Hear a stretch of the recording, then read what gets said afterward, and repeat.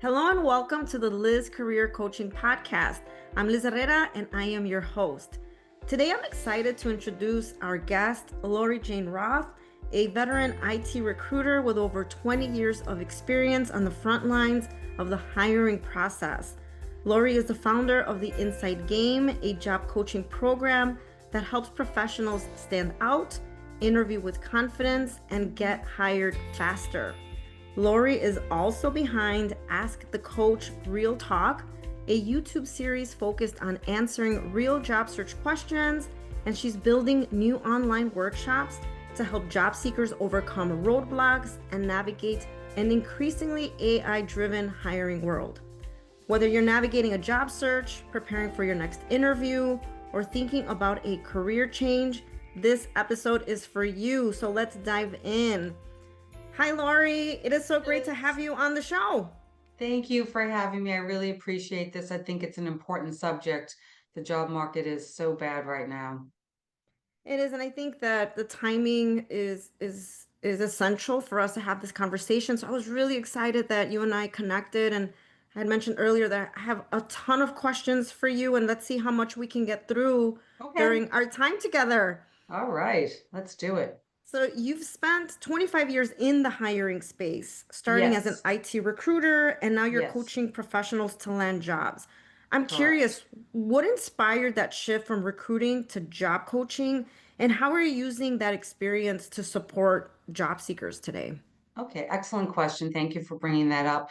So it happened about well, first of all, I always coach. I've always been coaching through those 25 years, and because I was coming from or in a male dominant industry of IT at the time, I had to learn how to be bigger and better than everybody else in order to make things happen. So I really got into the prepping for candidates.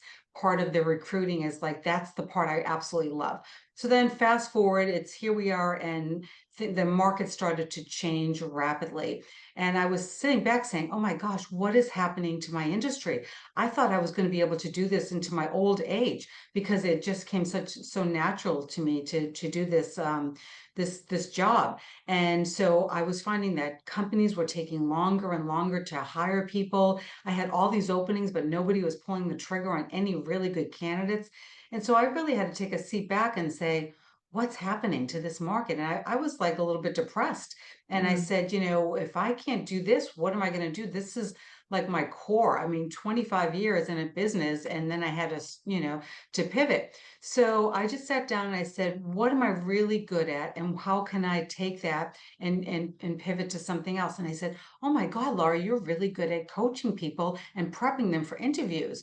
So that just like I had that feeling at in the middle of the night. I just woke up and I said, "That's what I'm going to do. I'm going to start coaching." So that's where it ended up going. And so I just started to take all of the knowledge that I had, and I built a coaching course around it for people that don't like the one-on-one, especially in IT. They tend to want to do things on their own. So I put together a course with somebody, and then I just started to plan around how I'm going to coach people, and that was I created the Inside Game, which is behind the curtain as to how you could get a job and how the hiring manager thinks. Yeah. And I think that's really important having that insider perspective to share, especially during these times that it's difficult for the job seeker in trying to navigate this landscape. And it's so competitive. You're hearing so many things that are happening in different industries, and it can be so discouraging. However, there are Hmm. things that people can still do, right? I mean, there are still jobs, and we Yes. want people to still, get out there and put their best foot forward. And so you've spoken openly about getting the real reasons behind why candidates are rejected. Can you Yes. Yes. share a pattern that made you realize that job seekers were getting the wrong feedback? Yes. Well, it's not so much the wrong feedback, Liz, it's more that they're afraid to tell them. So how do you tell a candidate that is pouring their heart and soul into this interview that all they did was ramble? Or how Mhm. do you tell people that, this guy was so disconnected when he came, or this person did not prepare for this interview? Or, some clients would actually tell me, we just didn't like him. And Mm, because they felt comfortable with me, I built that kind of rapport with my clients that it was very easy for them to, to be open with me, but they'd say, "Don't tell them I told you this." So then it would make recruiters rely on, okay, so they went another way, or they went a different direction, or you weren't the right fit, or the position's put on hold. Everybody knows those are fake response. That's fake feedback.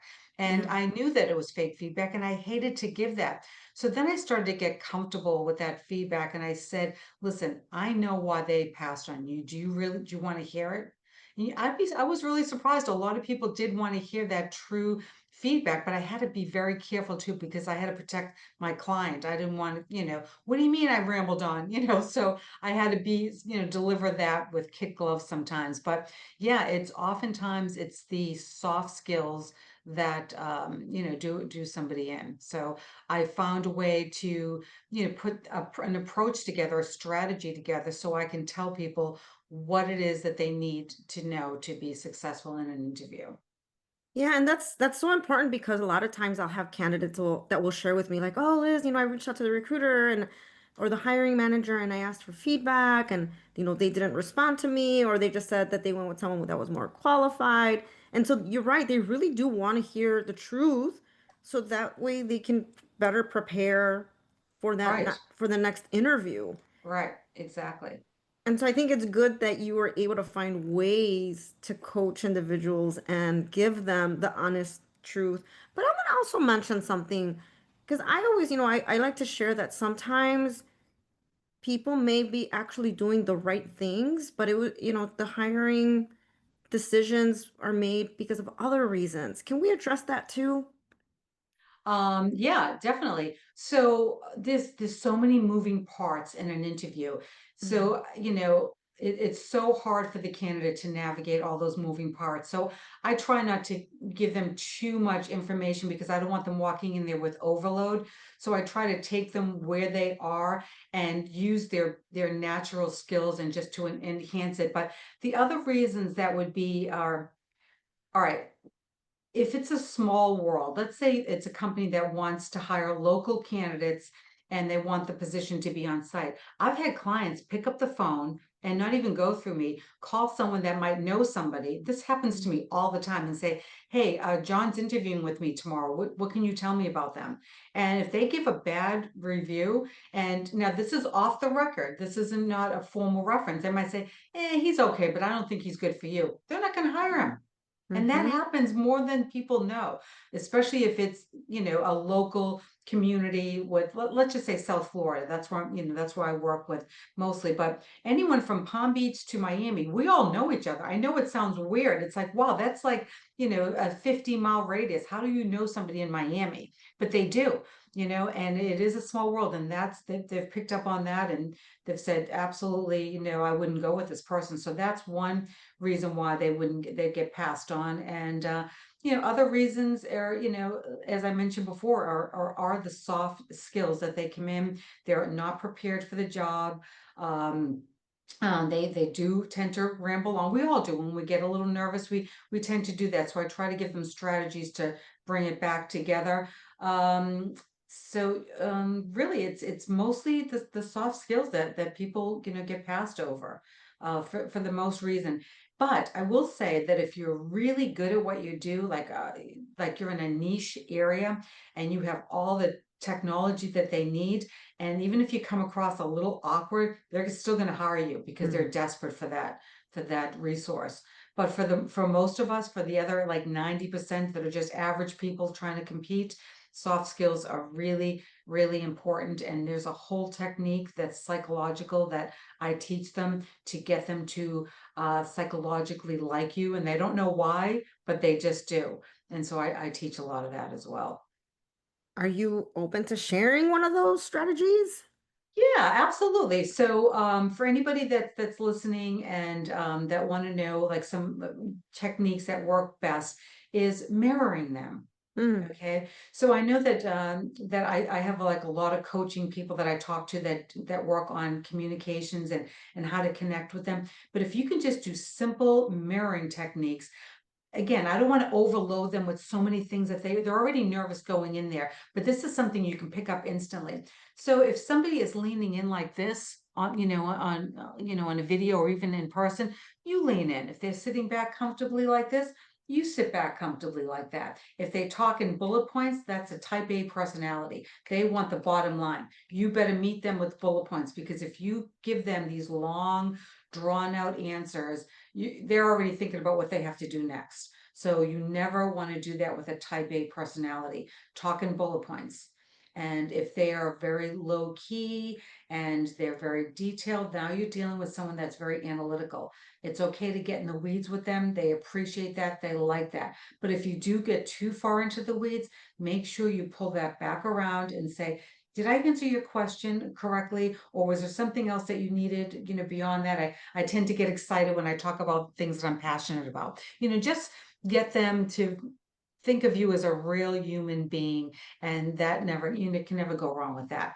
But just mirror where they are would be the best thing that you can do for, to get good traction and, get to be their top three candidates, because it's psychological. People think, that person is a lot like me and I like me. So I'm going to like them. So it's very subtle. You can't overly do it. You just have to subtly do it. But that would be Yeah, a good tip.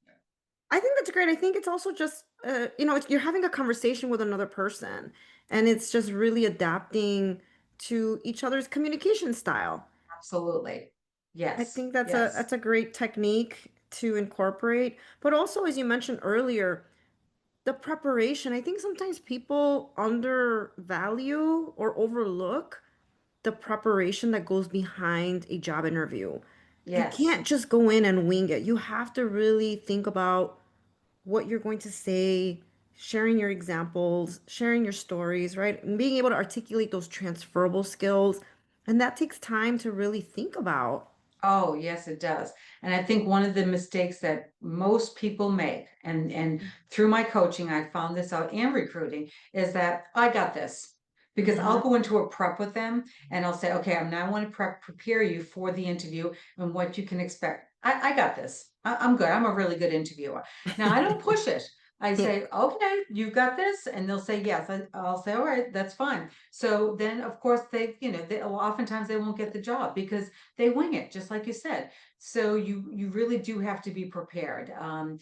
There's, you might be good at what you do, but how do they know, that? Hmm. They don't know you. You have to understand you're going into a cold environment where you have to warm up the audience. And by doing that, you have to relate to them. Like you said, you have to bring your skills and show them how they're transferable and that you're the pain for their headache. And that does Hmm. take preparation. Absolutely. Absolutely. Yeah. So we know that the job search feels tougher than ever right Yes. now, Oh my right? God, does it? Yeah. What's actually happening in the hiring market that many candidates don't see? Well, first of all, we went to a global work environment. So before, as I was mentioning, you would interview with maybe 100 local candidates, okay? And then that would get whittled down to maybe, 40 and then 10 and then the top three. But now you're competing with hundreds and thousands of candidates. Just as a recruiter alone, I get hundreds of resumes all the time.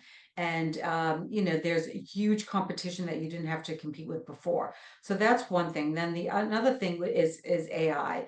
They're filtering out, really good candidates. So AI has you filter them through these systems. You get your top maybe 15 candidates, but all those other candidates that were very good, but maybe they didn't tailor their resumes or whatever. They just, they're not getting seen. So that's a real problem as well. Is just never having any human person, see your resume. So we have the globalization of jobs. We have AI. Then we have a lot of companies are using H-1Bs because they're saving a lot of money on resources. So if you can get somebody to do something at $20 an hour versus $80 an hour, they're going to do that all day long. So there's I talk about this a lot on my YouTube channel, is how H-1B candidates are taking over a lot of the American jobs because they're just too expensive. So, Mm. so those are probably the big factors on why it's really tough, and that companies are taking a long time to make decisions. They're looking for that unicorn. That's really big as well. So they want someone to walk in and have it all, and that just doesn't exist. And then, I mean, there's so many different factors. Then we have the big tech companies that are laying off people in droves. So what do other companies do? They sit back and they say, maybe we shouldn't be hiring yet either. What do they know that we don't know? Maybe we should take a wait and see approach. So that's why the jobs that are out there, they stay out there for a very long time. So there's so many different moving parts to why the market is really bad right now. And I call it layoff contagion. We wait and see what other companies do. And, nobody wants to be on the forefront of hiring when everybody else around them is not, especially in technology. A lot of my information comes from the tech sector. So, and that's the sector that's being crushed right now. Yeah, and thank you for making that distinction because I know that it can vary by industry Yes. and that your perspective is coming from the from the tech industry. So thank Yeah. you for sharing that. How is AI changing the game and how should job seekers adapt? What I deal with it every single day, with keywords and all that. So if you want to do a resume, format a resume with all the keywords in it, I would recommend that. But I'm telling people to do two or three different resumes. Do one that's just all keywords. But it really takes out the human element of these resumes when it's Mm, just filled with keywords. And then do maybe two other resumes as well, and just use them as you go. Um, but I think the biggest issue that's happening with AI is really just filtering out good people.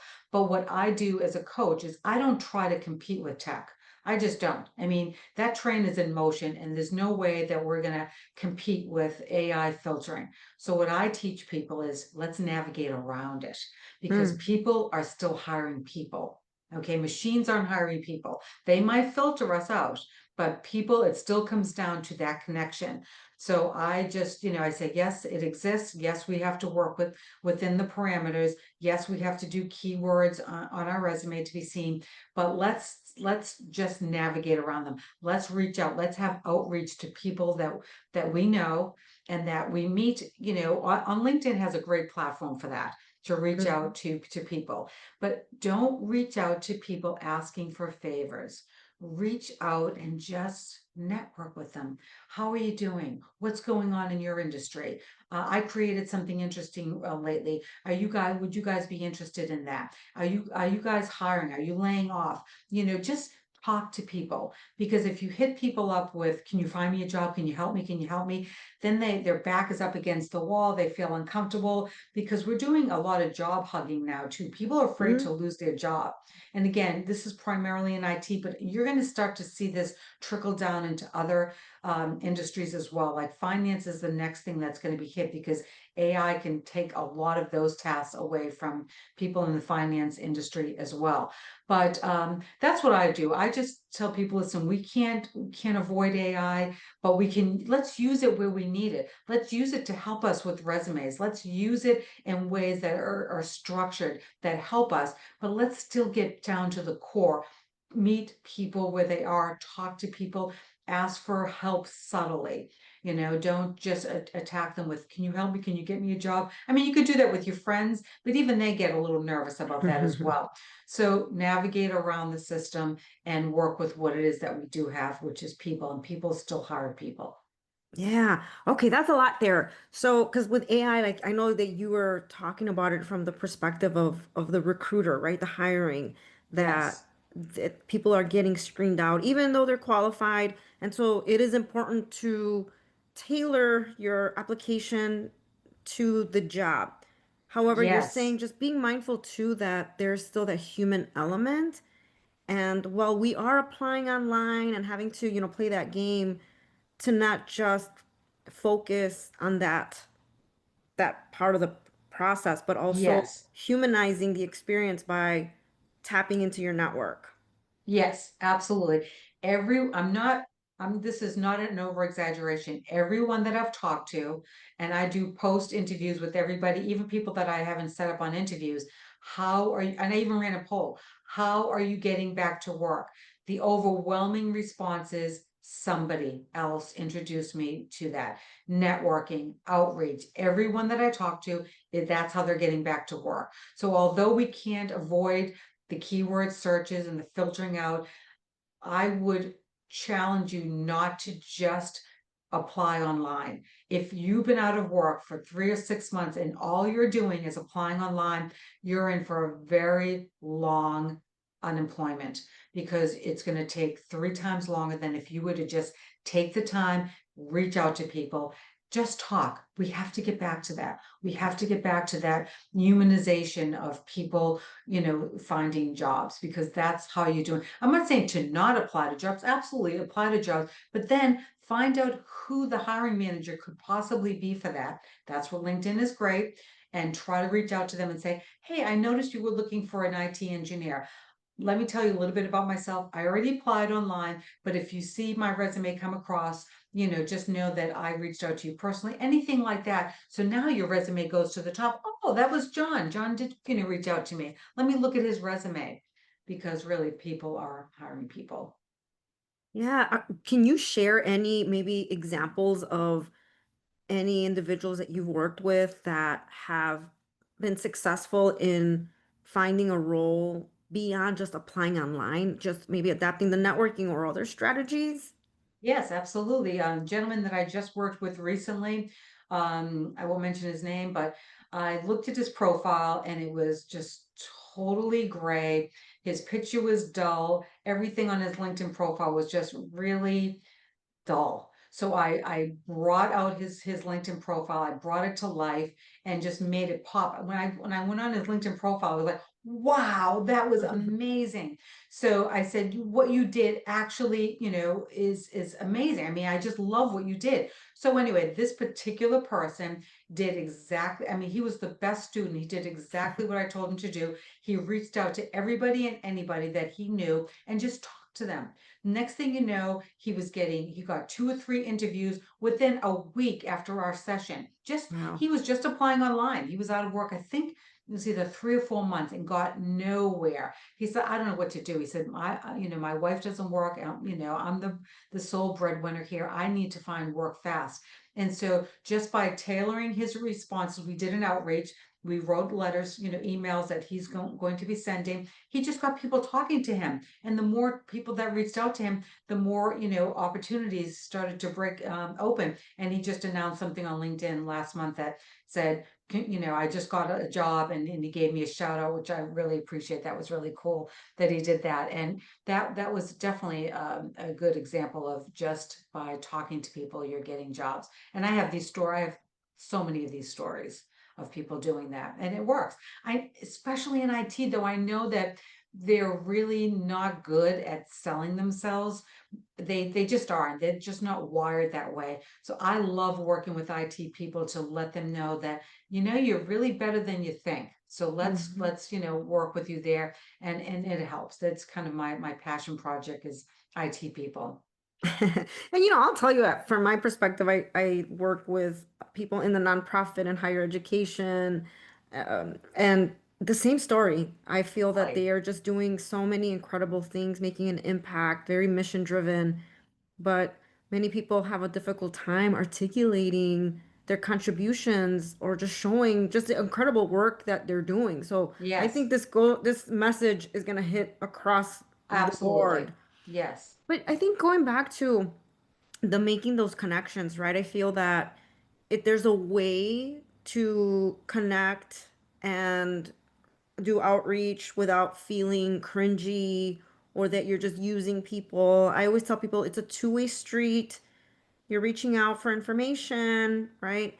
And so just I think sometimes some people may need some coaching and how to reach out or also like Yes. to get through that intimidation because some people are like, I Mhm. don't want to talk to anyone, I just want to apply. But like, Yeah. well, this is why you kind of been in the situation for a while. Like you're gonna have to change your strategy.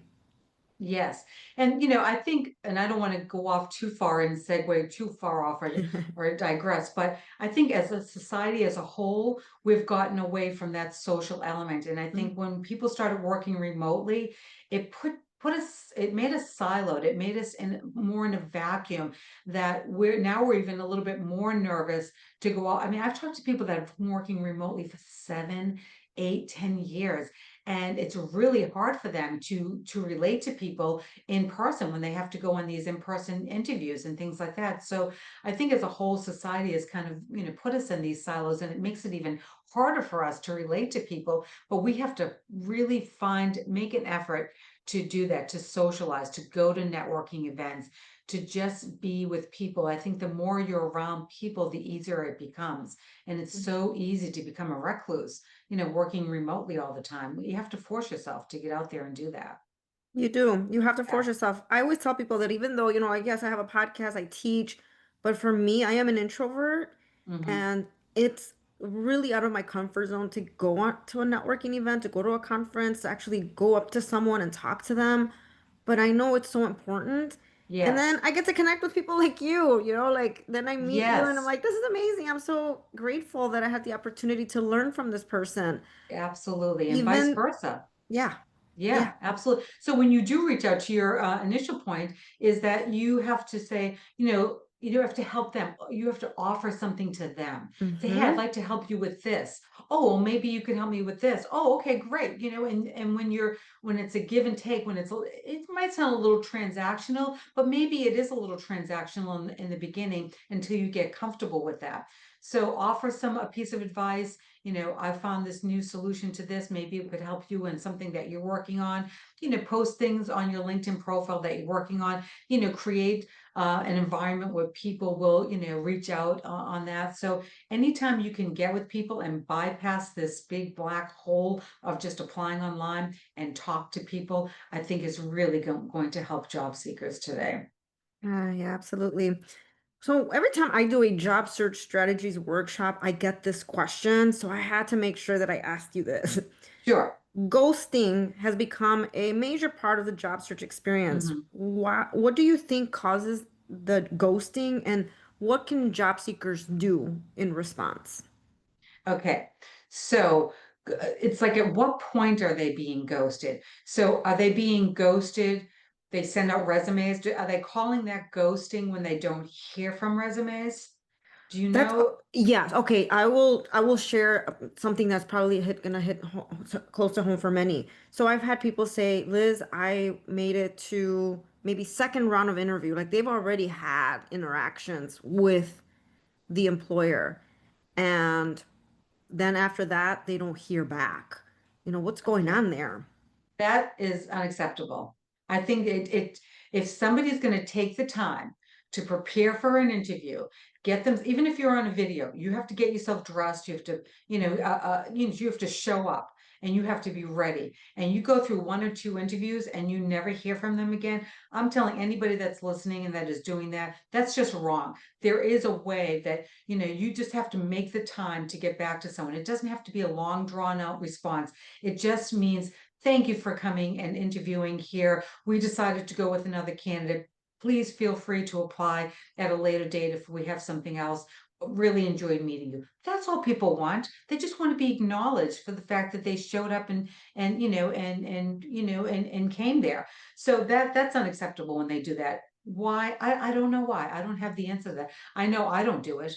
Mm, If I engage with anybody in an interview and they are with my client and they've interviewed for them, I will tell them every step of the way what's going on, and I always give feedback. So I don't have the answer to that other than that's just socially rude to do that. I don't know why. I mean, I can see if you're being bombarded with resumes. Okay, we cannot get back to every resume that's being sent. Don't expect that. But if you're interviewing and you're not getting feedback, I just think it's wrong. And I don't know why they do that. But the thing that can maybe put them a little bit more in the driver's seat is that at the end of an interview, ask an open-ended question on what you can expect. Don't just say thank you for your time. Just say, this was a great meeting. I'm so happy that you took the time to meet with me.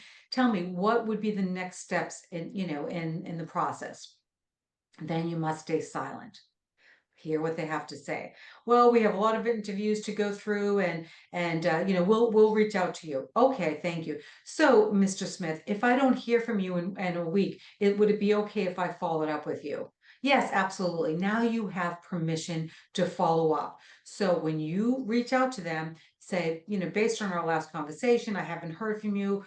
So now you use their own words out there and say, Mr. Smith, you asked me to reach out to you. Can you give me an idea of where we are in the process? I'm very excited about this opportunity. I feel like I can add value right away.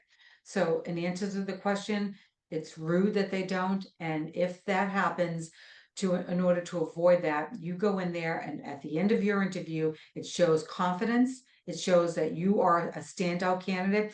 You're going to ask for next steps.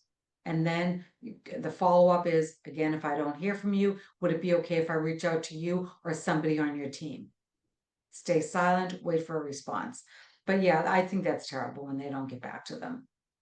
Yeah, I really appreciate that perspective, Lori. I feel that it's very frustrating, right? As a when you're coaching someone and you're trying to help build their confidence, but they're putting themselves out there and you said, they're dressing up, they're going to these interviews and balancing all the things life, and this is happening. That can be very discouraging and frustrating. And I Yes. always tell the people that I'm working with that, you can't control what other people are doing, but what I appreciate about your insight is kind of taking back the driver's seat Hmm. and doing what you can control. And it's the kinds of questions you ask at the end. When do I expect to hear back from you? Is it okay if I follow up?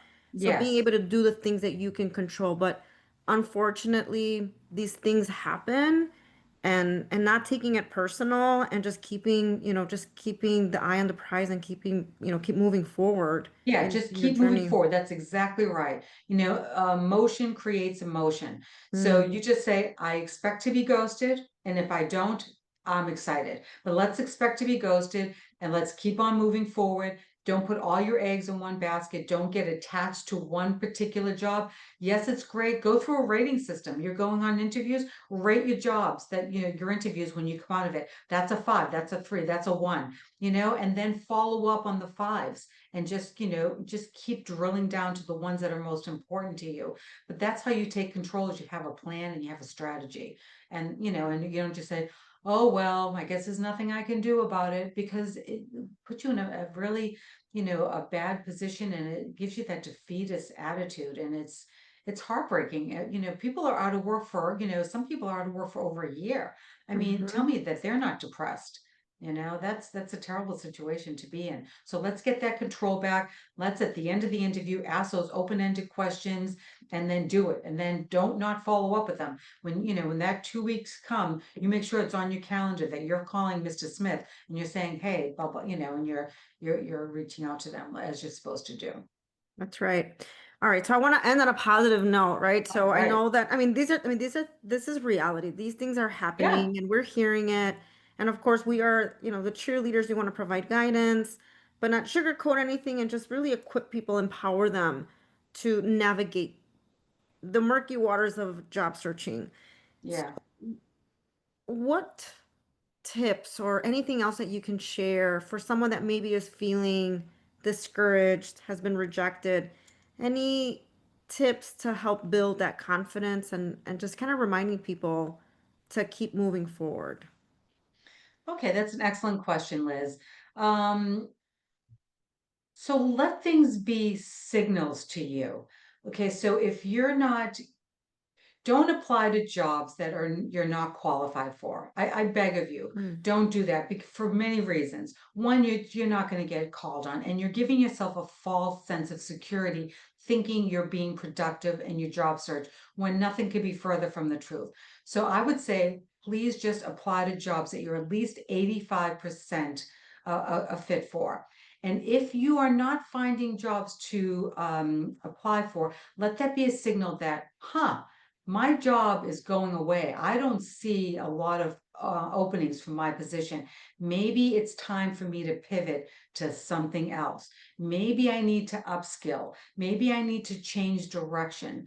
Don't just, they used to have a book out years ago. Maybe I'm dating myself, is Who Moved My Cheese? I loved that little book. It was so impressive to me because it was so simple. Don't keep pounding your head against the wall for something that you used to do. If it's not working, change. Okay. If you're not getting calls on your resume, then change your resume. If you're not getting job offers when you're in an interview, then change how you interview. If you're not seeing jobs that are, a good fit for you, then upskill and do something else.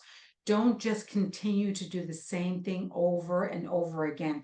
I think this economy and this what we're going through with AI is going to create a lot of entrepreneurs.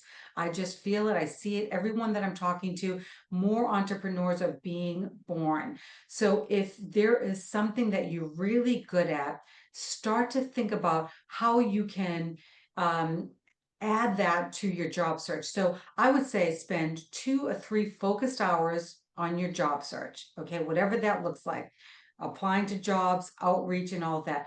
Spend the next 2 hours of thinking about what you do that could really either boost your confidence, okay, something like a hobby, something that you really enjoy doing, or you could actually make some money doing. Walking dogs, house sitting, anything, if you're in IT, maybe you could, create websites, create, programs, do something that's entrepreneurial that might boost your confidence and might bring in a few dollars. And who doesn't need money? So do something like that, and then spend the last hour on exercise, taking walks, looking out at nature, doing things that bring you back to center so you don't fall into a deep depression. So that would be my 3-part plan. Do the focused job search, spend 2 or 3 hours that, find a way that you can bring in more money by doing something creative. What would people pay me to do? And then think about that and then do it. And then get out there, exercise, move your body around, take a bike ride, do something that will make you feel good about yourself, because you're in for a long haul when you're out of work, and especially if you're in IT. So that's what I would do to, help boost people's confidence. And that's what That's I do. fantastic. Yeah. That's fantastic. I think you're right on point. I think all those pointers are extremely important and really finding that balance, because you do want to recharge when you're putting yourself out there and you want to be prepared for that job interview, bring the energy, and again, bringing it back to your center, I think is extremely important. Thank you for that, Lori. That's great. Absolutely. The confidence is so important. Yeah. And how do you get confidence? You can't fake confidence. Mm. Okay, so the other things that I suggest that you do after you search, which is, try to find something that you're really good at. Maybe you can bring in a few dollars. That builds confidence. Go out and exercise and move your body. That builds confidence. So confidence really does sell. Yeah. So, Lori, I know people are hearing this. They're going to want to learn more about you and your offerings. How can people learn more about the Inside Game and get access to your coaching or your workshops? Okay, great. So LinkedIn, I have a huge following, so I post a lot of my tips there. So Laurie Jane Roth, look that up on LinkedIn, and also the Inside Game. It's a DSN product. It's a product that I created, and I have so many tips on that. And I post a lot of things, and I post all my offerings there as well. And I'm pretty proud of my Ask the Coach on YouTube, which is at Laurie Roth 4589, and you can see all my Ask the Coach videos, and my 3-part plan is on there. So a lot of good information is on YouTube as well. So that's how you can find me and follow me. Fabulous. Thank you so much, Lori. This was fantastic. I Yes, this was appreciate great, your Liz. honesty and your insight, and I think that it's going to empower many of our listeners that are on the job hunt today. Thank you, Liz. Thank you.